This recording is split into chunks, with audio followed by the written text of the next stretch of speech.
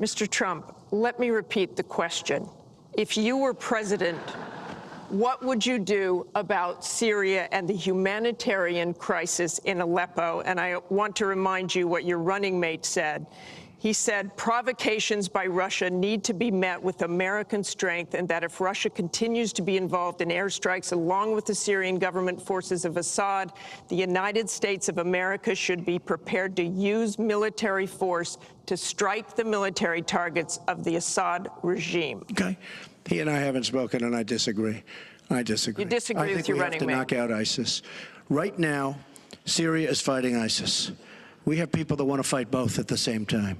But Syria is no longer Syria. Syria is Russia, and it's Iran, who she made strong, and Kerry and Obama made into a very powerful nation and a very rich nation very, very quickly, very, very quickly.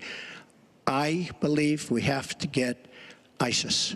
We have to worry about ISIS before we can get too much more involved. She had a chance to do something with Syria. They had a chance, and that was the line. What do you think will happen if Aleppo falls? I think Aleppo is a disaster, humanitarian-wise. What do you think will happen if it falls? I think that it basically has fallen, okay? It basically has fallen. Let me tell you something. You take a look at Mosul. The biggest problem I have with the stupidity of our foreign policy. We have Mosul. They think a lot of the ISIS leaders are in Mosul. So we have announcements coming out of Washington and coming out of Iraq. We will be attacking Mosul in 3 weeks or 4 weeks.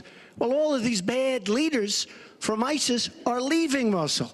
Why can't they do it quietly? Why can't they do the attack, make it a sneak attack, and after the attack is made, inform the American public that we've knocked out the leaders, we've had a tremendous success.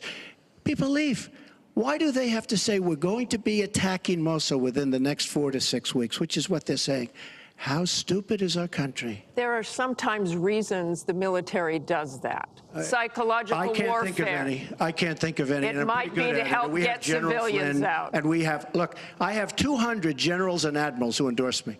I have 21 Congressional Medal of Honor recipients who endorse me. We talk about it all the time. They understand. Why can't they do something secretively where they go in and they knock out the leadership? Why would these people stay there? I've been reading now for weeks. Tell me what your strategy is. For weeks about Mosul, that it's the harbor of where, between Raqqa and Mosul. This is where they think the ISIS leaders are. Why would they be staying? They're not staying there anymore. They're gone. Because everybody's talking about how Iraq, which is us, with our leadership, goes in to fight Mosul. Now, with these 200 admirals and generals, they can't believe it. All I say is this: General George Patton, General Douglas MacArthur are spinning in their grave at the stupidity of what we're doing in the Middle East.